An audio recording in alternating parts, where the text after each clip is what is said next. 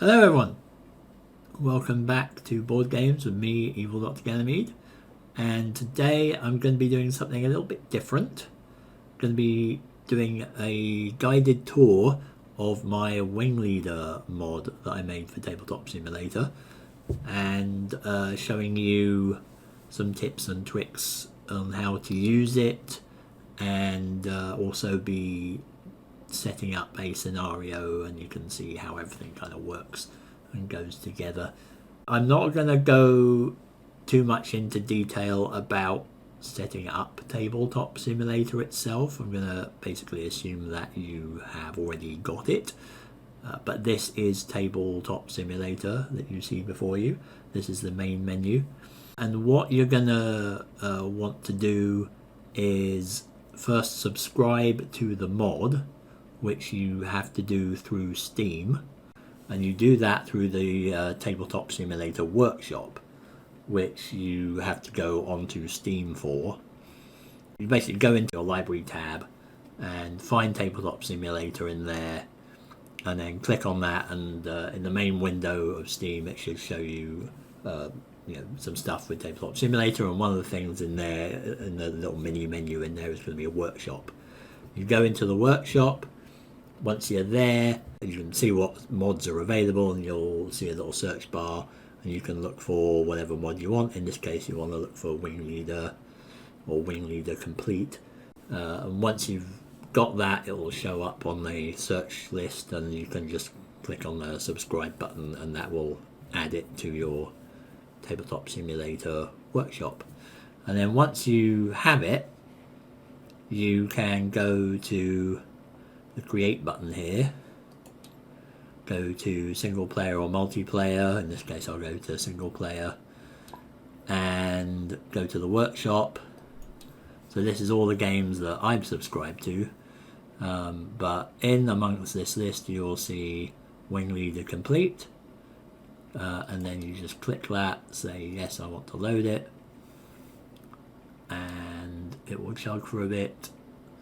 And in my case it loads up pretty quickly because I've got it all already loaded. In your case it will probably spend a little while chugging as it loads up graphics, but once that's all done you don't need to worry about that loading up anymore, and you're good to go. So I'm not going to go into how to move around or do anything in Tabletop Simulator itself. You can sort of get the hang of that yourself, hopefully.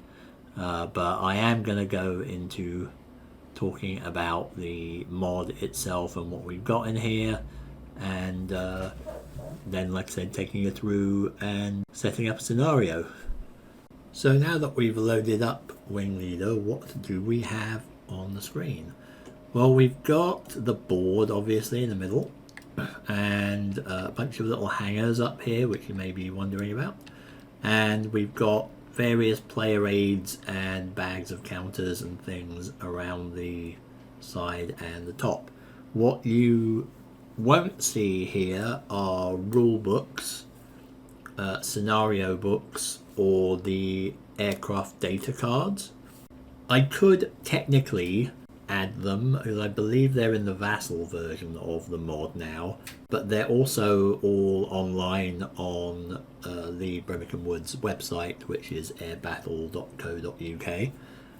But it was basically a thing of, I wanted to make the mod available and didn't want people to just be able to play the game straight up on this without actually owning a physical copy of the game. As usual, I would definitely encourage you, you can give the game a go here as much as you can, but if you like the game, do go and buy a physical copy of it, because that will make GMT happy, and that will make the Birmingham Wood happy, and that will mean we have more Wing Leader stuff and other cool war games to play from the publishers. So do go and buy a physical copy of the game if you are interested in it. Basically, I'm assuming that you're going to have a physical copy of the game that has the rules, scenarios, and aircraft cards, or you have access to those online in digital form somehow. But they're not included in this right now. So what have we got? We've got the board, which is pretty plain as one might imagine, because really it's just a side-on representation of the sky and the ground, and that's it. But we're going to put things on the board to make things more interesting here. In the sides here, we've got one wing display, which is what you put all your plane counters on. Now we've actually got two. We've got one on the left, one on the right, because obviously supposedly it's a two-player game, although mostly I've played it solo. And the idea is that one player can use the wing display on the left and the other player can use the wing display on the right. When you're playing it solo, what I tend to do is I just, if I can fit them all on one display, I'll just put them all on one display. And that has a little advantage, which I'll get into later. Up here we have the tally counters, the ID counters, and the alerted and unalerted counters. We've got 4 different colours because we've got the ones from Supremacy and Victories in here, so you've got the full set. And I'll get into those later on. We've got a little clock up here just so you can not lose track of the time while you're playing. The player aids are all up at the top here. And we've got the air combat, losses, tallies, etc. up here. We've got sequence of play, player aid here. And we've got flak and bombing over here. And we've got the battle display on the right if you need that there. We've also got a nice little thing of the combat summary here, which is really useful because it's not really described in the sequence of play very well. And in the sequence of play it just says resolve air combat and that's it. But this is taken from the rulebook, and I just put it in here because it will then go through all the steps of the combat, and you can not forget to do things like cohesion rolls and putting ammo markers down and so on. So this is a good reference to have for when you're actually getting into the combat.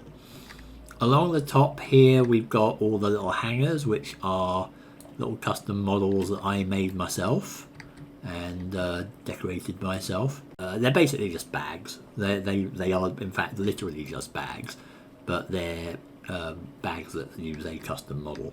And I've just separated things out into their various air forces in here, so that you've got the British planes, American planes, Soviet planes, French planes, German planes, Italian planes, and Japanese planes. So we've got basically like the main Allied powers and the main Axis powers here.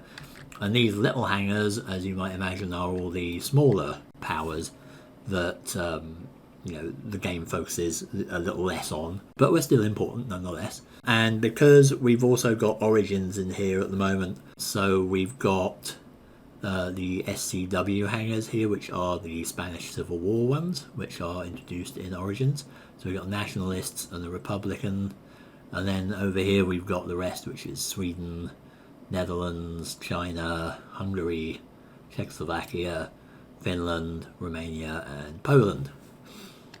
And on the right we have all the other counters basically. So these are just normal bags.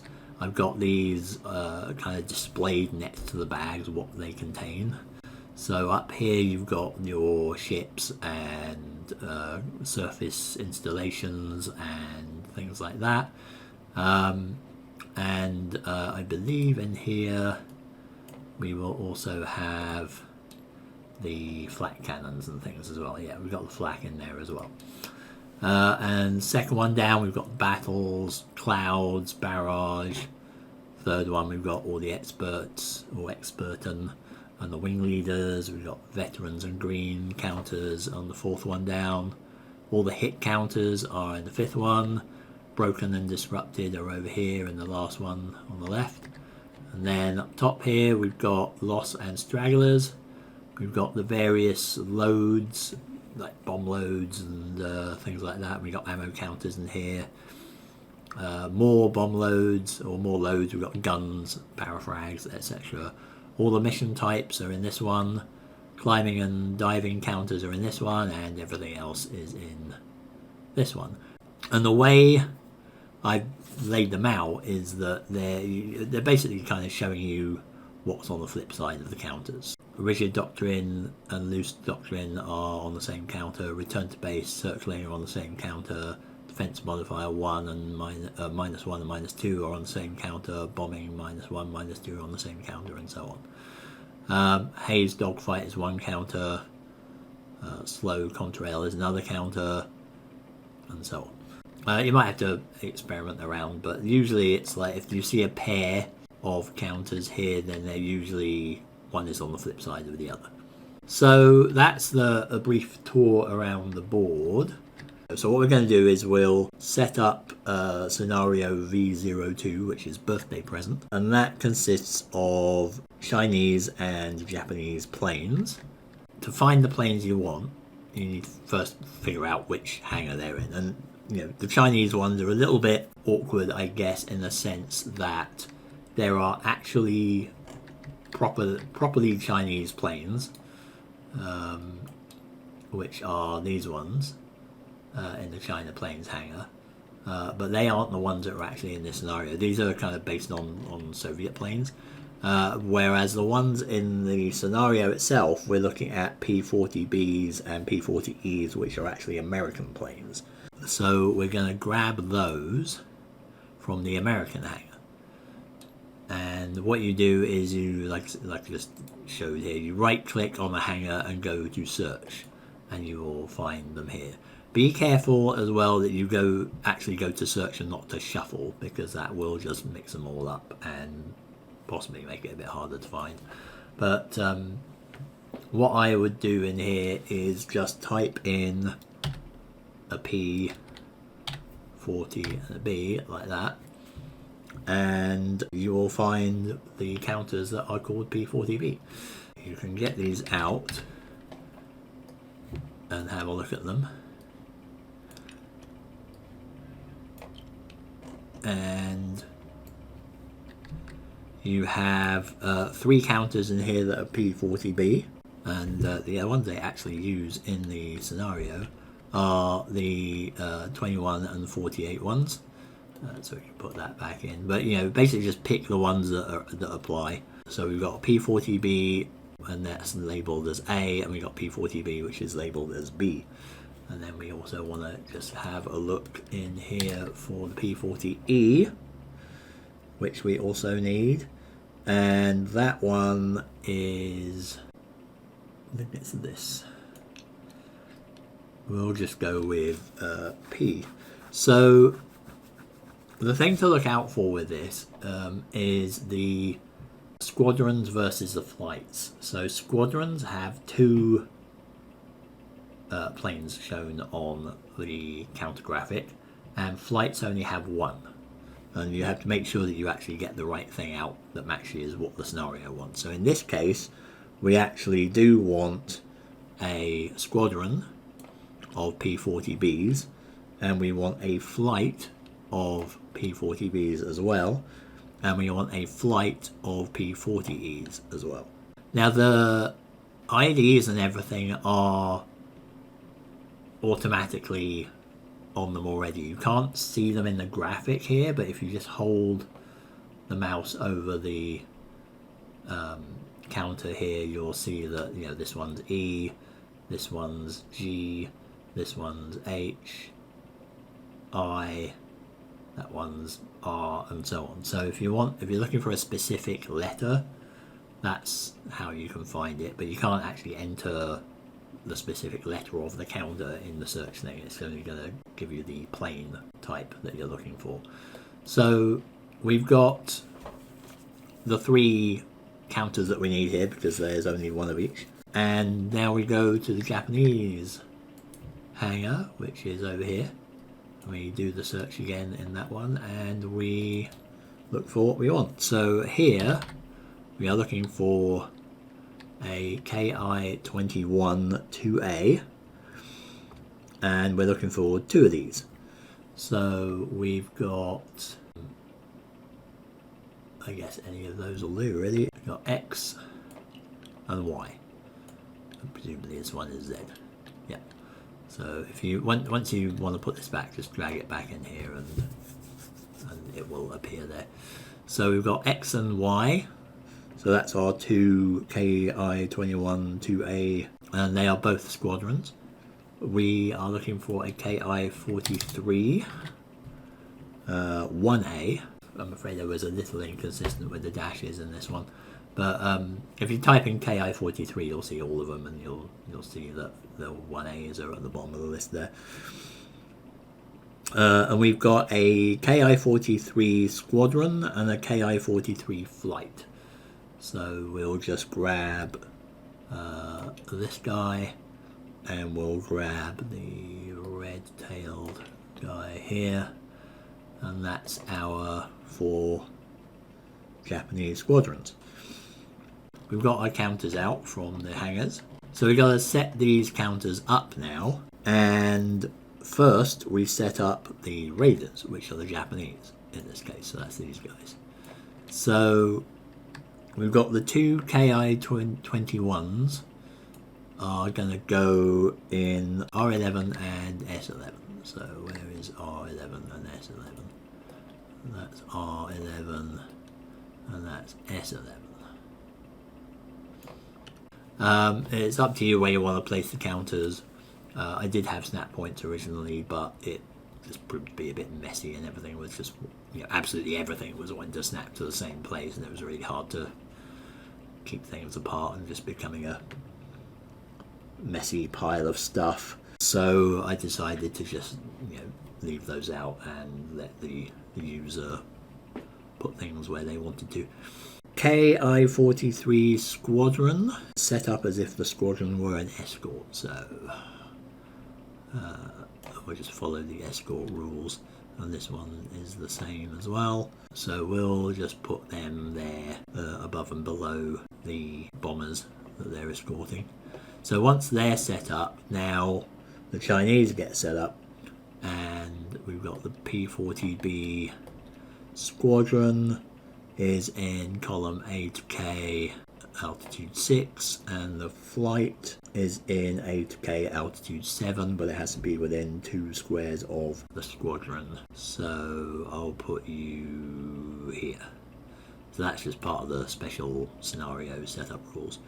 And then this guy, P-40E, is going to be either in A to K at 11 or V to Z at 11. And we might as well put him in V to Z at 11 so he can sneak up on them from behind. Alright, so now we've got our planes. Going through the scenario description, the next thing is that there is GCI on the Chinese side. So we'll open up this and just grab that. Now one thing which I'll show in a bit more detail is that there's counters there for sure, but you don't actually have to use those specific counters. You can make copies of the counters half the time, so it kind of saves you from going into bags and rummaging around for things. You can just get a counter out, copy it and paste it wherever you want, and do that as many times as you like if you've got the same counters there, so that's a good thing to do. But in this case I just took that one straight out of there. The KI-43s do not have radio. The Chinese planes do have radio.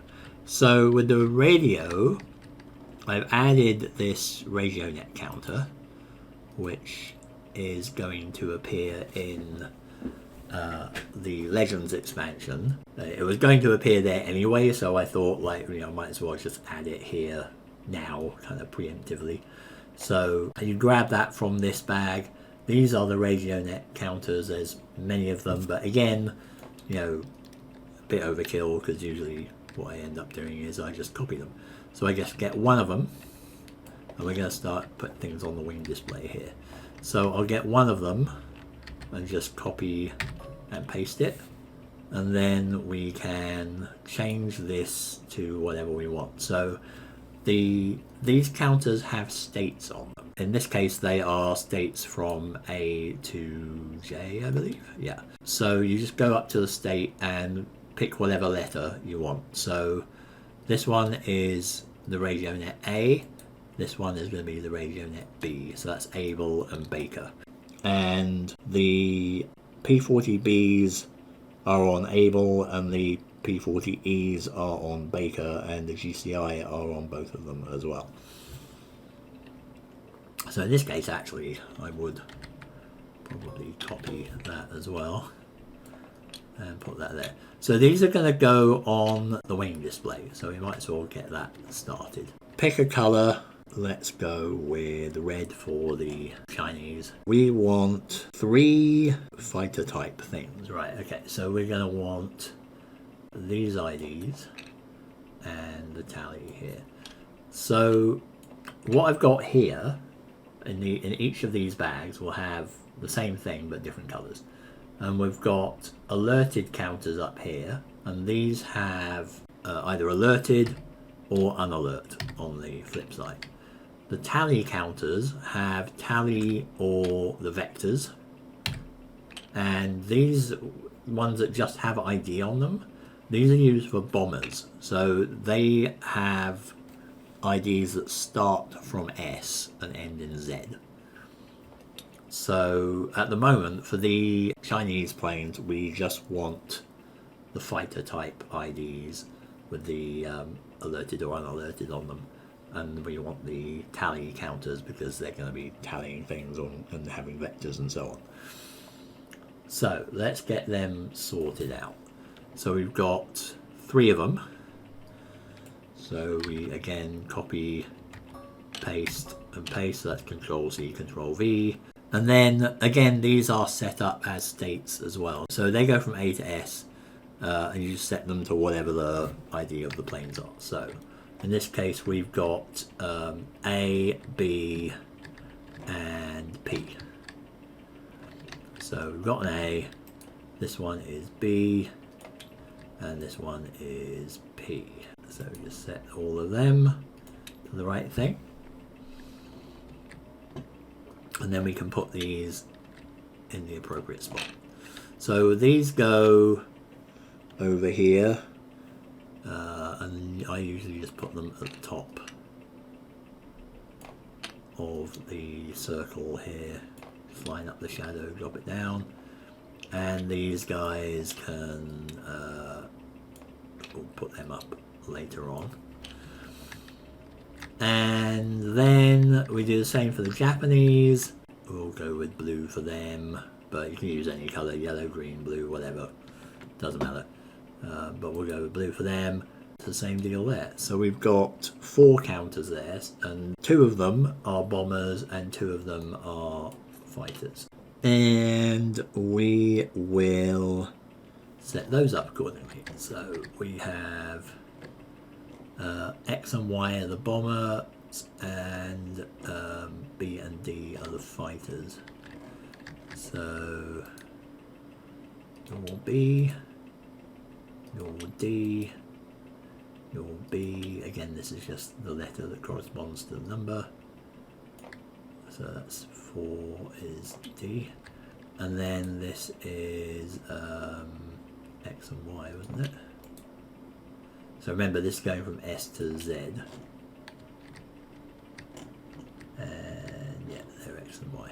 So because we've not got a vast amount of planes on the board here, we can just put these down here. We can even spread them out a little bit so that X and Y are down there. There's a little gap, and B and D are just up here.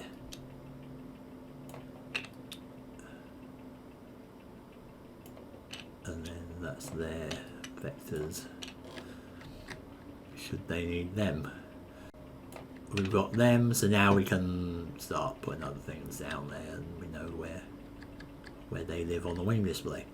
We can put the Chinese radios, so A and B can have that, so they're on Able, and the P40E is on Baker, and we'll put the little GCI counter there as well, just to show that they're also on GCI.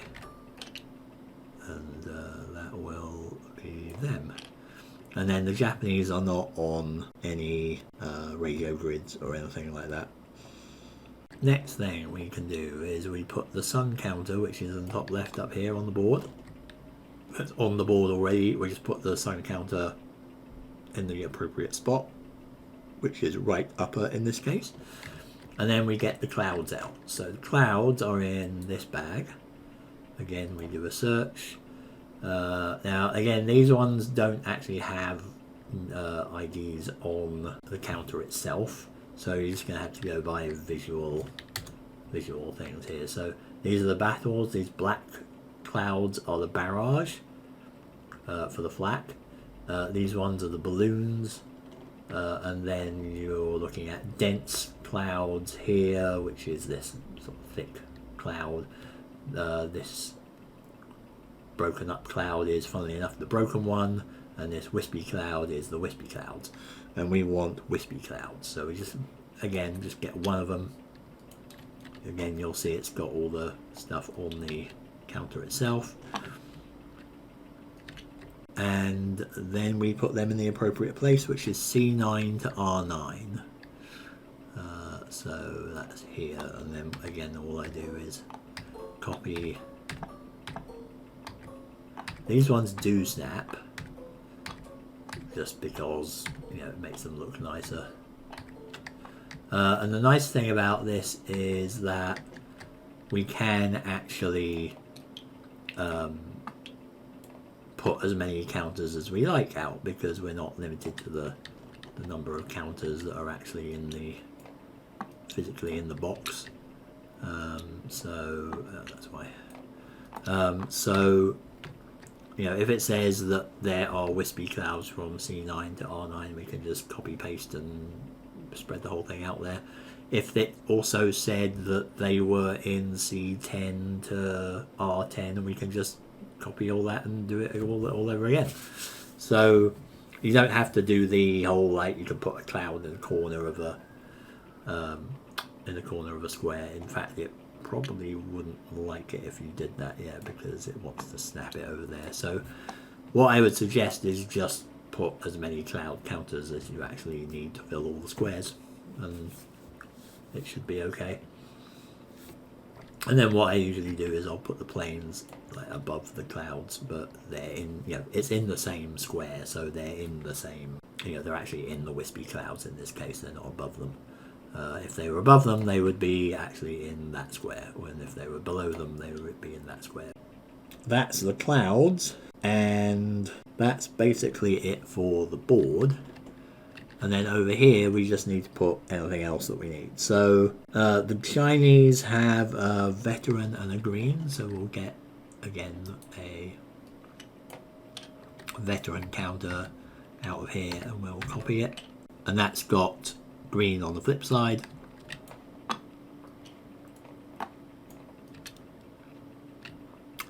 So we'll bring that over here and put them accordingly.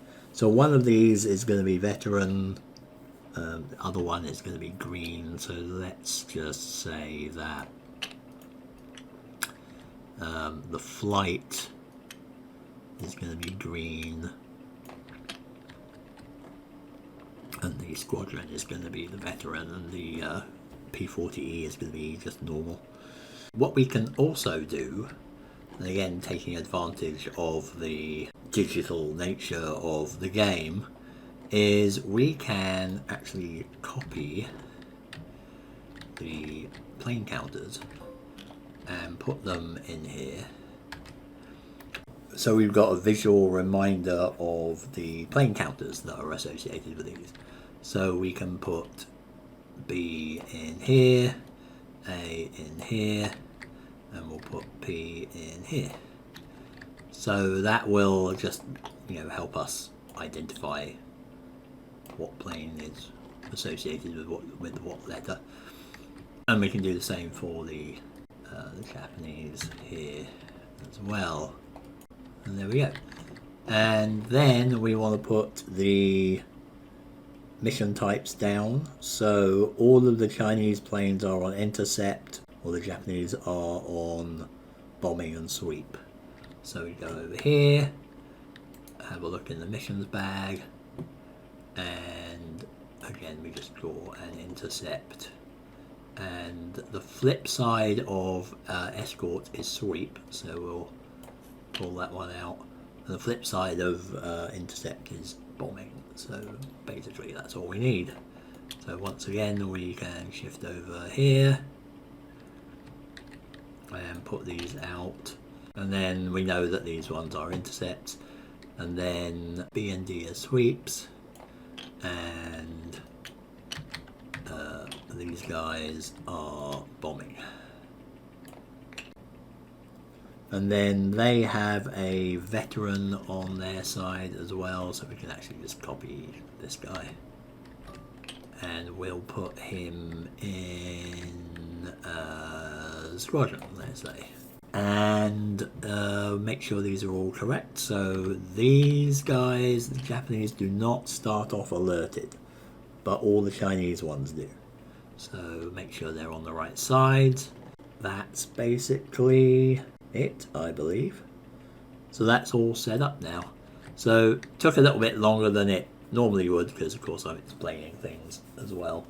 But that's basically a scenario now that is completely set up. What I would actually advise is, like, once you've actually got a scenario set up, then you may as well just save it in this form, and then you can, you know, just reload it whenever you fancy playing this particular scenario again. So you just go into the games, go into save and load, go into wherever you want to put it, and just press the save game button up here and call it birthday surprise setup to build that. And then I'll put it in my wing leader folder since I've got one, and I'll save that, and then that is now in my wing leader setup folder. Beyond that, it's just a matter of just showing you a few other things. So as I showed earlier, several of the counters have states in them. We've already seen the radio net, which is here, and these counters have states from A to J. So J is 10, E is 5, B is 2, etc. So you just put them in the wing display to show what radio net the planes are on. There's also hits down here, which are for when you do bombing runs and things and you want to show how many hits have been done on the target. You can also possibly use them to help show how many hits your squadrons and so on have taken as well, if you like. But these have states from 1 to 20, and they're just numeric. So, you know, state of 5 is going to be 5 hits, state of 10 is going to be 10 hits, state of 15 is going to be 15 hits, and so on.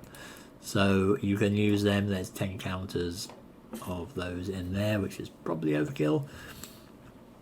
And up here in the loss section, you've got there's a subtle difference here. These big parachutes are just single losses, so that's just one loss marked in your squadron, and on the back is a straggler. And these smaller parachutes are actually multipliers, so you can just use these if you want and just have ×1.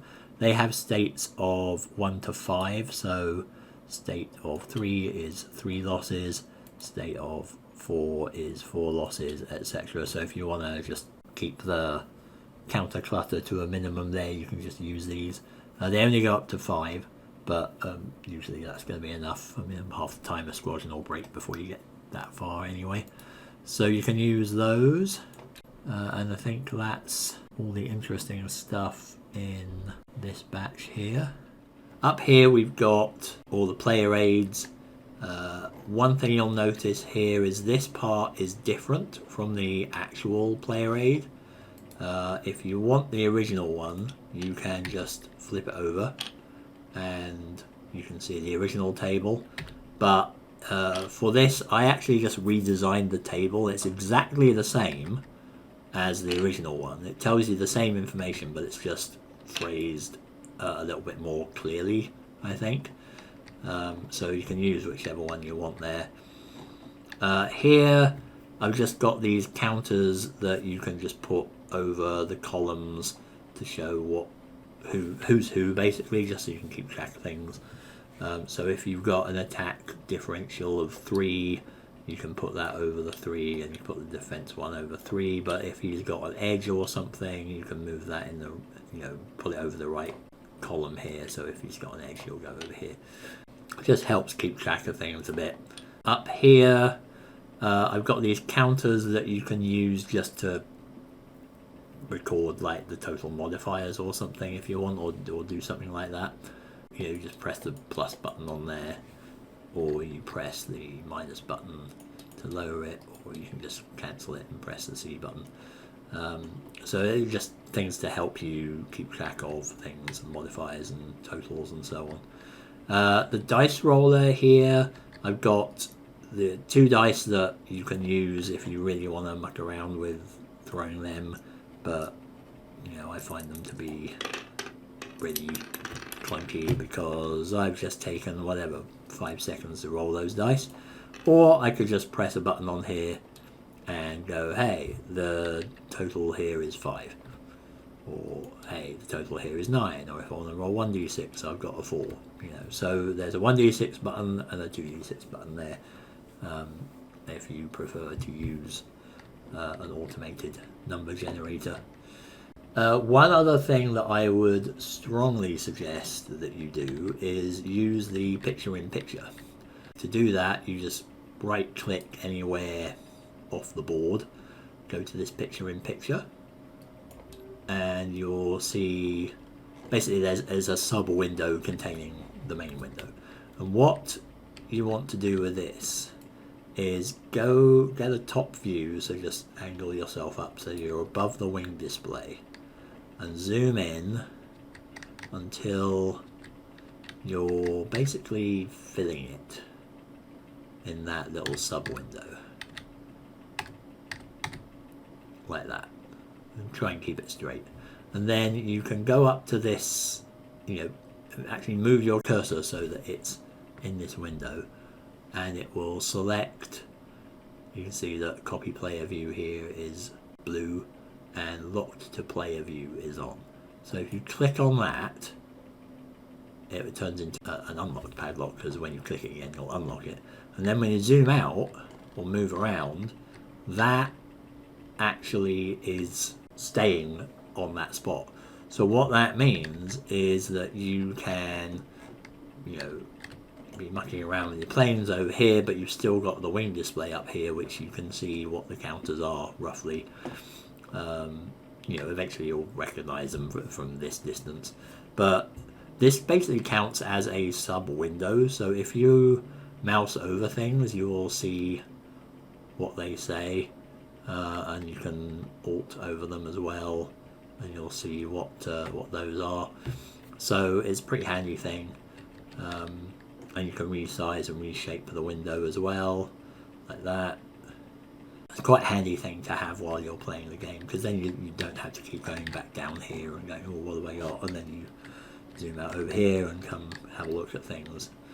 It just makes things a lot easier. So I think that is basically it for setting up a scenario and showing you around the mod. So let me know what you think. Ideally, I'd love to get some feedback. There's a comments section on the mod page in the workshop. So if you find any issues or anything weird, let me know in the comments there, and I am going to be more likely to see it. Otherwise, it should all be working and usable. And yeah, basically have a go and let me know what you think and have fun with it. So thanks for watching, and I will see you next time. Ta-da!